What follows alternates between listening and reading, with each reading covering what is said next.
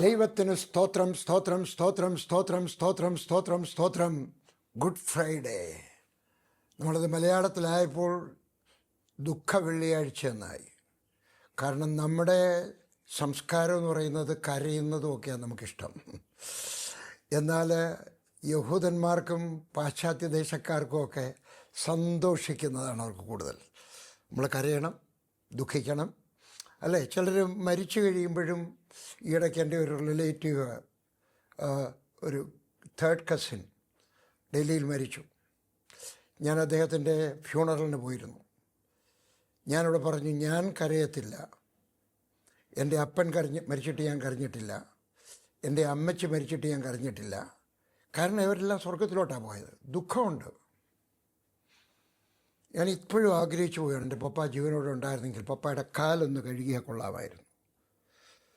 എൻ്റെ ആദ്യ കാലത്ത് തന്നെ പപ്പ മരിച്ചു പോയതുകൊണ്ട് പപ്പായ്ക്ക് വേണ്ടി ചെയ്യാൻ എനിക്ക് ആഗ്രഹമുള്ളത് പലതും ചെയ്യാനൊത്തില്ല. അമ്മച്ചിക്ക് വേണ്ടിയെല്ലാം ചെയ്യാനൊത്തു, പപ്പായ്ക്ക് വേണ്ടി ചെയ്യാനൊത്തില്ല.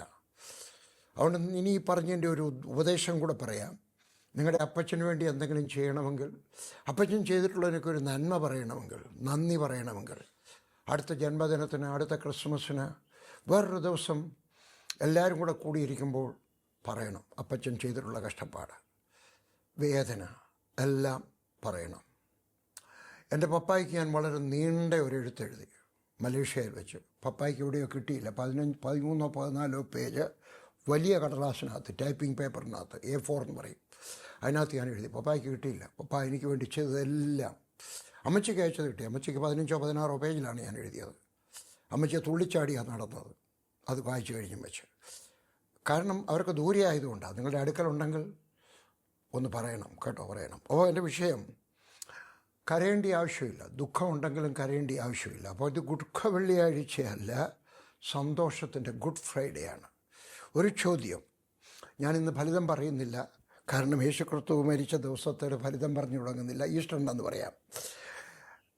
നമ്മുടെ യേശു ക്രൂശിക്കപ്പെട്ടു, അത് ചരിത്ര സംഭവമാണ്. വേദപുസ്തകത്തിനകത്ത് മാത്രമല്ല, ചരിത്രത്തിനകത്ത് പറയുന്നു, ചരിത്രകാരന്മാർ എഴുതി വെച്ചിട്ടുണ്ട്. പക്ഷേ യേശു ക്രിസ്തു ഉയർത്തെഴുന്നേറ്റു, അത് പിന്നെ ഞായറാഴ്ച പറയാം. എന്നാണ് യേശു ക്രിസ്തു ക്രൂശിക്കപ്പെട്ടത്? ചിലർ പറയും വെള്ളിയാഴ്ച ദിവസമാണ്, അതുകൊണ്ടാണല്ലോ ഗുഡ് ഫ്രൈഡേ എന്ന് പറയുന്നത്. ആയിരിക്കാം കേട്ടോ. ഞാൻ രക്ഷിക്കപ്പെട്ടത് ഒക്ടോബർ മാസം 1-ാം തീയതിയാണ്. ആ വർഷത്തിലെ ദുഃഖ വെള്ളിയാഴ്ചയ്ക്കും എനിക്കൊരു സംശയം ഉണ്ടായിരുന്നു. യേശു ക്രിസ്തു വാസ്തവത്തിൽ ക്രൂശിക്കപ്പെട്ടത് വെള്ളിയാഴ്ചയാണോ അല്ലെന്ന് എനിക്കൊരു തോന്നലുണ്ടായിരുന്നു. പക്ഷെ എനിക്ക് പറഞ്ഞു തരാൻ ആരുമില്ലായിരുന്നു. കാരണം യേശു പറഞ്ഞതാണ്. മത്തായി എഴുതിയ സുവിശേഷം 12-ാം അധ്യായത്തിൻ്റെ 39-40, യോന പ്രവാചകൻ്റെ അടയാളമല്ലാതെ അതിന് അടയാളം ലഭിക്കയില്ല. യോന കടലാനയുടെ വയറ്റിൽ 3 രാവും 3 പകലും ഇരുന്നത് പോലെ മനുഷ്യപുത്രൻ 3 രാവും 3 പകലും ഭൂമിയുടെ ഉള്ളിൽ ഇരിക്കും. പക്ഷേ എനിക്ക് കൂടുതൽ പറഞ്ഞു തരാൻ ആരുമില്ലായിരുന്നു. എന്നാൽ 1980 ഞാൻ പഞ്ചാബിൽ വന്നു. അന്നേരമാണ് ഞാൻ അറിഞ്ഞത്, ഇസ്ലാം വിഭാഗത്തിനകത്തെ ഒരു ഭാഗം, മുസ്ലിങ്ങളെല്ലാം പറയുന്ന ഒരു കൾട്ടാണ്. അവർ പറയുക അല്ല, അവരാണ് ശരി, അത് അവരുടെ മതത്തിൻ്റെ കാര്യം, നമുക്കതിനകത്ത് ഇടപെടേണ്ട ആവശ്യമില്ല. അവരുടെ ഹെഡ് ക്വാർട്ടർ ഗുർദാസ്പൂർ, പഞ്ചാബിലെ ഗുർദാസ്പൂരിനടുക്കുള്ള ഖാദിയാനിലാണ്. അവർക്കൊരു ആനുവൽ കൺവെൻഷനുണ്ട്, ജൽസ എന്നാണ് അവർ പറയുന്നത്. ഞാൻ വെച്ചവിടെ പോകാം. അവിടെ പോയ ഒരു ഗുണമുണ്ട്, മറ്റ് മുസ്ലിങ്ങളെപ്പോലെ അവർ നമ്മളെ അടിക്കത്തില്ല, അവർക്ക് അങ്ങോട്ട് നല്ല ഗുണമുണ്ട്. അവർ പറയുന്നത് by logic and argument we will convince you എന്നാണ്. എന്ന് പറഞ്ഞാൽ ബുദ്ധിയോടെ ഞങ്ങൾ നിങ്ങളോട് സംസാരിച്ച് നിങ്ങൾക്ക് മനസ്സിലാക്കി തരാം. അതുകൊണ്ട് ഞാനൊരു കോട്ടുമൊക്കെ ഇട്ടു. ആ ഫോട്ടോയൊക്കെ എൻ്റെ ഇല്ലില്ല, ഫോട്ടോ ഉണ്ടായിരുന്നു കേട്ടോ. കോട്ടുമൊക്കെ ഇട്ടു, മുസ്ലിങ്ങളുടെ കൂട്ടൊരു തൊപ്പിയൊക്കെ വെച്ചു. അതിൻ്റെ ഒരു തൊപ്പിയുണ്ട്, തണുപ്പടിക്കാതിരിക്കാനായിട്ട് കാശ്മീരിലൊരു തൊപ്പി എൻ്റെ ഉള്ളതാണ്. അപ്പോൾ ആ തൊപ്പിയൊക്കെ വെച്ചാൽ ഞാനവിടെ ചെന്നു. അപ്പോൾ എന്നെ കണ്ടാലും ആർക്കും മനസ്സിലാകത്തില്ല ഞാനൊരു ക്രിസ്ത്യാനിയാണെന്ന്. അവരുടെ ഒരു കൂട്ടത്തിൽ ഒരാൾ താടിയൊക്കെ ഉണ്ട്. ഞാനവിടെ ചെന്ന് കഴിയുമ്പോൾ ഞാനിങ്ങനെ ട്രാക്റ്റുമൊക്കെ കൊടുത്തു. ഒരു കടയിലൊക്കെ ഇങ്ങനെ അടക്കുകയാണ്. ഖാദിയ എന്ന് പറഞ്ഞ സ്ഥലത്ത്, ഗുർദാസ്പൂരിനടുക്കൽ. അഹമ്മദിയ എന്നാണ് അവരുടെ ഗ്രൂപ്പിൻ്റെ പേര്, അഹമ്മദിയ. അവർ വിശ്വസിക്കുന്ന യേശു ക്രിസ്തു ഉയർത്തെഴുന്നേറ്റില്ല എന്നാണ്. ഞാനവിടെ ചെന്നു. റോഡിലൊക്കെ ഇങ്ങനെ ട്രാക്ട് കൊടുക്കണം, കടകളിലൊക്കെ ട്രാക്ട് കൊടുക്കണം. ഒരു കടക്കാരൻ എന്നെ അകത്ത് വിളിച്ചു. എന്നെ ഈ വാക്യം എടുത്ത് വെച്ച് പറഞ്ഞു, നോക്കിയേ, യേശുക്രിസ്തു പറഞ്ഞ അടയാളം പൂർത്തിയായില്ലെങ്കിൽ യേശുക്രിസ്തു ദൈവപുത്രനല്ല. എന്തോ യോന പ്രവാചകൻ്റെ അടയാളമല്ലാതെ തന്നെ അടയാളം ലഭിക്കില്ല. യോന കടലാനയുടെ വയറ്റിൽ 3 രാവും 3 പകലും ഇരുന്നത് പോലെ, പാർട്ടല്ല മുഴുവൻ. മനുഷ്യപുത്രൻ 3 രാവും 3 പകലും ഇരിക്കണം, എങ്കിൽ മാത്രമേ യേശു ദൈവപുത്രനാവൂ. ഞാനങ്ങ് വിഷമിച്ചു. ശരിയാണ്, എൻ്റെ മനസ്സിനകത്ത് എനിക്ക് അറിയാവുന്ന ചോദ്യം. എനിക്ക് മറുപടിയില്ലായിരുന്നു. അവരെന്നെ തോപ്പിച്ചു.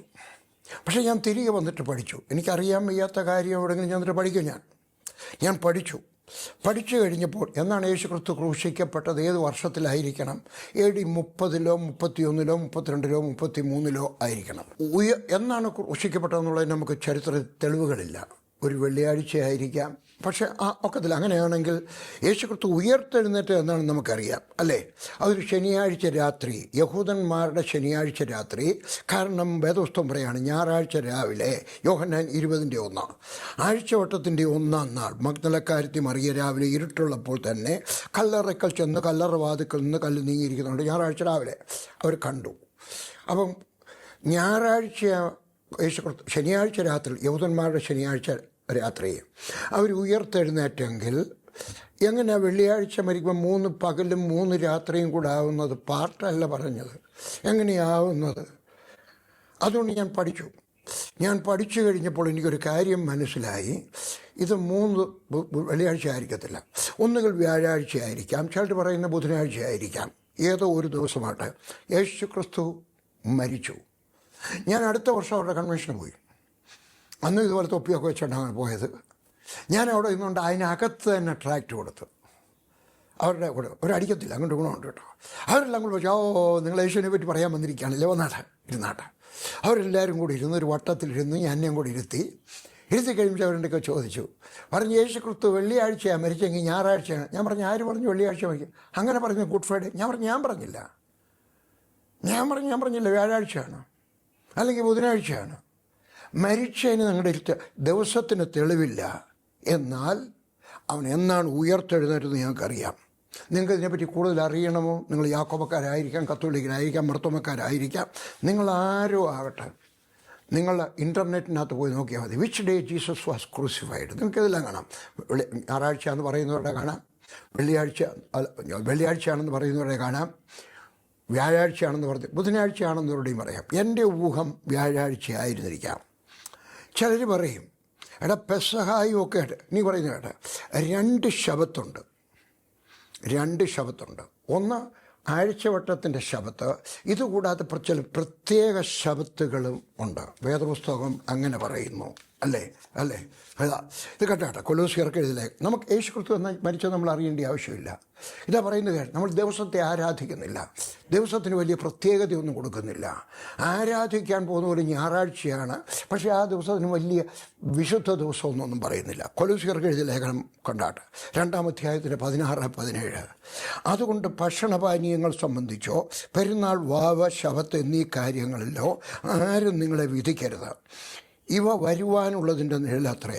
ഗലാത്യർ 4:10-11 കൂടെ നോക്കണം. നമുക്കിനി ദിവസം നോക്കേണ്ട ആവശ്യമില്ല. ഇത് വെച്ചുകൊണ്ട് ചിലർ ചോദിക്കും, അങ്ങനെയാണെങ്കിൽ നമുക്ക് ബർത്ത്ഡേ ആഘോഷിക്കാം. എവിടെ എഴുതിയിരിക്കുന്നത്? റോമർക്ക് എഴുതിയ ലേഖനം 14-ാം അധ്യായത്തിൻ്റെ 5-6. ആഘോഷിക്കേണ്ടവർ ആഘോഷിക്കട്ടെ, ആഘോഷിക്കേണ്ടാത്തവർ ആഘോഷിക്കണ്ട. ആരെങ്കിലും മരിച്ച ഒരു ദിവസം അവരെ ഓർക്കുന്നത് നല്ലതാണോ? അയ്യോ മെഴുകുതിരി കത്തിക്കണമെന്നല്ല ഞാൻ പറഞ്ഞത്, കുന്തിരിക്കാൻ ഇതൊക്കെ ചെയ്യുന്നവർ നമ്മളിതൊന്നും ചെയ്യേണ്ടിയാൽ. പക്ഷേ ഏതെങ്കിലുമൊക്കെ ചെയ്ത് കഴിയുമ്പോൾ എൻ്റെ അപ്പച്ചൻ മരിച്ചു, എൻ്റെ അപ്പച്ചൻ്റെ നന്മകളൊക്കെ ഒന്ന് ഓർക്കുന്നത്, എൻ്റെ അപ്പച്ചൻ ചെയ്ത നല്ല കാര്യങ്ങളൊക്കെ ഓർക്കുന്നത്, എൻ്റെ അമ്മച്ചി മരിച്ചു, എൻ്റെ ബർത്ത്ഡേ ആണ്, എൻ്റെ കല്യാണം കഴിഞ്ഞിട്ട് ഇത്ര വർഷമായി, ഈ ദിവസങ്ങളൊക്കെ ആചരിക്കുന്നതിനും ദിവസം തന്നിട്ടുണ്ട്, ബാക്കി തന്നിട്ടുണ്ട്. റോമർ 4:16. യേശുക്രിസ്തു എന്താണ് ക്രൂശിൽ മരിച്ചത്? ചുരുങ്ങിയ വാചകങ്ങളിൽ ഞാൻ പറയാം. ഒന്ന്, പാപമില്ലാത്തവൻ പാപികൾക്കായിട്ട് ക്രൂശിൽ മരിച്ചു. റോമർക്ക് എഴുതിയ ലേഖനം 5-ാം അധ്യായത്തിൻ്റെ 8-ാമത്തെ വാക്യം. ക്രിസ്തുവോ നാം പാപികളായിരിക്കുമ്പോൾ തന്നെ നമുക്ക് വേണ്ടി മരിക്കയാൽ ദൈവം തനിക്ക് നമ്മോടുള്ള സ്നേഹത്തെ പ്രദർശിപ്പിക്കുന്നു. 9, അവൻ്റെ രക്തത്താൽ നീതീകരിക്കപ്പെട്ട ശേഷമോ. അപ്പോൾ എന്തിനാണ് മരിച്ചത്? ഹല്ലേലൂയ. പാപമില്ലാത്തവൻ പാപികൾക്കായിട്ട് മരിച്ചു, അവൻ്റെ രക്തം ഒഴുക്കിത്തന്നു. 2, പിതാവുമായി നിരപ്പിലാക്കുവാൻ മരിച്ചു. നമ്മളെ പാപിയായ ഒരു മനുഷ്യനെ രക്ഷിക്കുക മാത്രമല്ല, പിതാവുമായിട്ട് ദൈവവുമായിട്ട് ഒരു മതിലുണ്ടായിരുന്നു. ആ മതിലൊക്കെ ഇടിച്ചു കളഞ്ഞിട്ട് നമുക്ക് ദൈവം പിതാവുമായിട്ടൊരു ബന്ധത്തിലാക്കി വേണം. 2 കൊരിന്ത്യർ 5:18. ദൈവം നമ്മെ ക്രിസ്തു മൂലം ദൈവത്തോട് നിരപ്പിച്ചു. എനിക്ക് ദൈവത്തിന് മുമ്പാകെ നിൽക്കാനുള്ള ധൈര്യമില്ലായിരുന്നു. ഇല്ല, പഴയ നിയമം വായിച്ച് നോക്കിയാൽ മതി, നമുക്ക് ആർക്കും ഇല്ല. നമ്മളെല്ലാവരും പാപികളായിരുന്നു.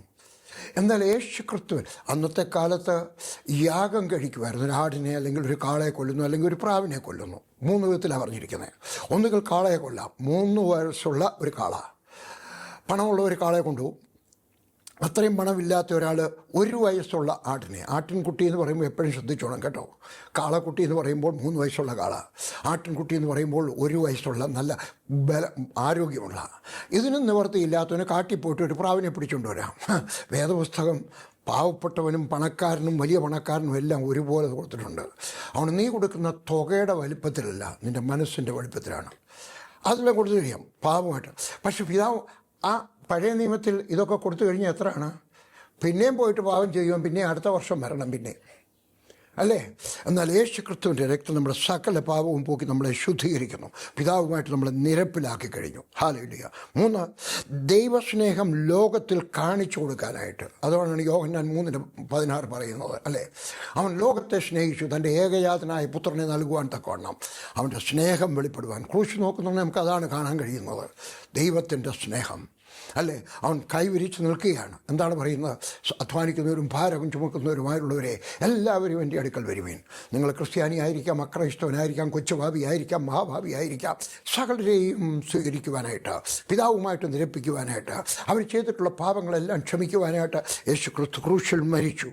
അടുത്തത് 4-ാമത്തെ കാര്യം, വചനം നിവൃത്തിയാക്കുവാനായിട്ട് മരിച്ചു. ഹല്ലേലൂയ. ആ യേശു ക്രിസ്തു ക്രൂശിൽ കിടന്നുകൊണ്ട് പറഞ്ഞു സകലതും നിവൃത്തിയായി. എന്താണ് നിവൃത്തിയായത്? ഗലാത്യർക്ക് എഴുതിയ പുസ്തകം ഗലാത്യർ 3:13, മരത്തിന്മേൽ തൂങ്ങുന്നവനെല്ലാം ശപിക്കപ്പെട്ടവൻ എന്ന് എഴുതിയിരിക്കുന്നത് പോലെ ക്രിസ്തു നമുക്ക് വേണ്ടി ശാപമായി തീർന്നു. ന്യായപ്രമാണത്തിൻ്റെ ശാപത്തിൽ നിന്ന് നമ്മെ വിലയ്ക്ക് വാങ്ങി. നമ്മുടെ നിയമം ഉണ്ടായിരുന്നു, ആ ശാപത്തിന് നിയമം ഉണ്ടായിരുന്നു. അതിനകത്തും ദൈവം നമ്മളെ വിലയ്ക്ക് വാങ്ങിച്ചു, കാശ് കൊടുത്ത് വിലയ്ക്ക് വാങ്ങിച്ചു. എന്നിട്ട് 14-ാമത്തെ വാക്യം, കാശ് കൊടുത്തെന്ന് പറഞ്ഞാൽ തൻ്റെ രക്തം, അതാണ് അവൻ കൊടുത്ത വില.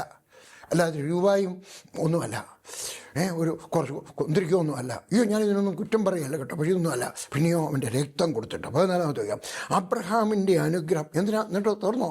നമ്മളെ വിലയ്ക്ക് വാങ്ങിയിട്ട് തീർന്നു. അത് പാർട്ട് 1. പാർട്ട് 2, അബ്രഹാമിൻ്റെ അനുഗ്രഹം ക്രിസ്തുവേശിയിൽ ജാതികൾക്ക് വരേണ്ടതിന് നാം ആത്മാവെന്ന വാഗ്ദത്ത വിഷയം വിശ്വാസത്താൽ പ്രാപിപ്പാൻ തന്നെ. ചിലരിങ്ങനെ പറയും, ജാതികളിൽ നിന്ന് വന്ന പിന്നെ നമ്മളാരാ, അല്ലേ? നമ്മളെല്ലാവരും ജാതികളാണ്. ഒരിക്കലും ജാതികളിൽ നിന്ന് വന്നവരെ താഴ്ത്തിക്കെട്ടാൻ പാടില്ല. അവർ താഴ്ന്ന ജാതി എന്ന് മറ്റുള്ളവർ പറഞ്ഞത് നമ്മൾ പറയരുത് അവർ താഴ്ന്ന ജാതിക്കാരാണെന്ന്, അല്ലേ? നമ്മുടെ കുടുംബത്തിനകത്ത് ഉണ്ടാകാൻ പാടില്ല, നമ്മുടെ വീട്ടിനകത്ത് ഉണ്ടാകാൻ പാടില്ല, നമ്മുടെ ചിന്തയിൽ ഉണ്ടാകാൻ പാടില്ല. ഹല്ലേലൂയ. നമ്മളെല്ലാവരും നമ്മൾ പുറജാതികളിൽ നിന്ന് വന്നവരാണ്. ഹല്ലേലൂയ. അബ്രഹാമിൻ്റെ സകല അനുഗ്രഹവും നമുക്ക് തരാനായിട്ട്. ഹല്ലേലൂയ. അതുകൊണ്ട് ദൈവത്തിന് വചനം നിവർത്തിയാക്കാനായിട്ട് വന്നു.